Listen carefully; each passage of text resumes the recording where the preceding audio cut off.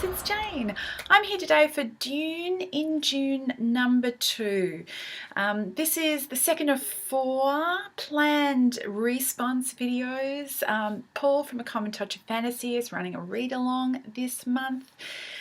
Today's video is going to be full of spoilers and probably won't make a lot of sense if you haven't read the book. So if you need to check out, I'll talk to you later. Otherwise, hang around and hear my thoughts about Dune.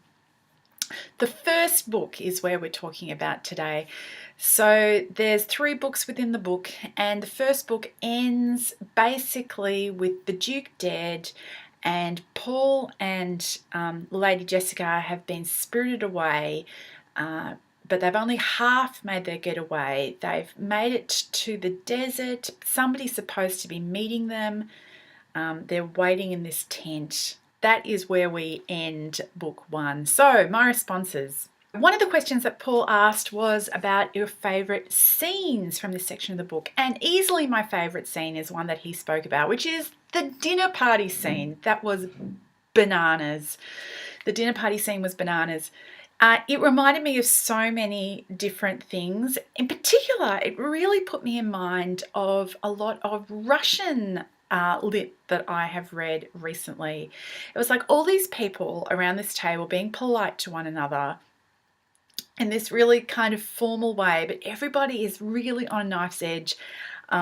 People are kind of almost being challenged to duels and being called out, and it seems like pretty much everybody is ready to fly at one another, and yet here we are sitting and having this pleasant dinner party and proposing toasts and all that sort of stuff. That was a fantastic scene.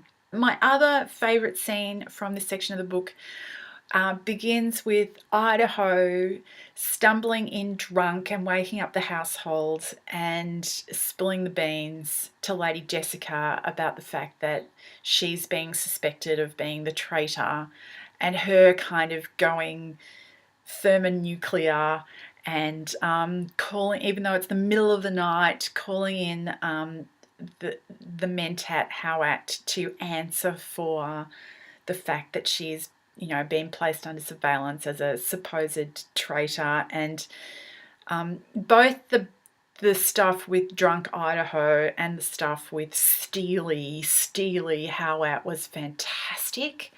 And I like the fact that even though Howat didn't give an inch, like he wasn't stepping back, he wasn't apologizing to Jessica, because it's his job to keep the Duke safe, and if that means suspecting his lady love, then that's what it takes. But I love that even though that was there, he didn't want her to be guilty, and he respected the fact that she stood up to him. So yeah, I really enjoyed that scene. And then the other, I guess it's not less of the scene and more just a moment in a scene in the still tent at the very end. Something that really struck me really strongly was this moment where Jessica, who is this trained Bene Gesserit concubine assassin or something, I don't know what her actual task is, but she is like deeply competent and whatever, and then at this moment realizes that Paul, her, I don't know, what is he, 19, 20-year-old son, has actually surpassed her. And maybe as a mother of sons, this really spoke to me, and I was like, oh, Jessica, because, she's been all about keeping him safe and doing what needs to be done to, like, for her husband, but also for her son. And then suddenly she realizes that he's like the Duke now, because Duke Leto is dead, and not only is he in that position, but he is like fully, his skills and his whatever are there, and now he is in the lead and she is behind him. And that was a really affecting moment. Apart from those scenes, the things that I've really noticed so far in book 1, something that's kind of surprised me every time it's come up, is the really undisguised Christian and Islamic terminology and imagery that's being used. So there are direct quotations from the Bible scattered throughout it. which is a little odd. I don't know, it's whatever. I guess I would expect nowadays you would have, in a fictionalized sort of world, you'd have a version of that rather than actually the Bible. And then there's the Freemen seem to have this sort of very deeply Islamic sort of terminology. They got the Mahdi, the expectation of the Mahdi, who is the Islamic expected sort of harbinger of Armageddon in the Islamic religion. You've got they talk about jihad.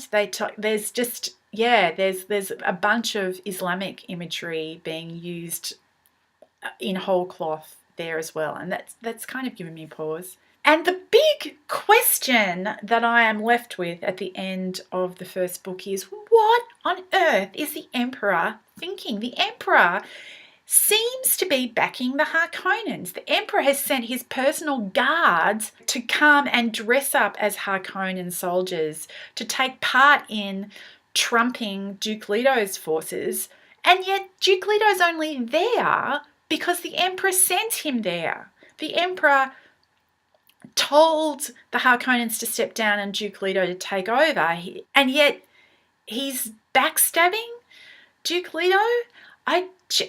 What is the Emperor up to? That is the big question that I've got in my head at the end of this book. Anyway, I am still really enjoying it. I'm really enjoying it. I'm stuck into reading it. I would love to hear other people's thoughts, either here or over at Paul's video. I'll link to that. I'll probably put a card up here. And stay tuned for the next section.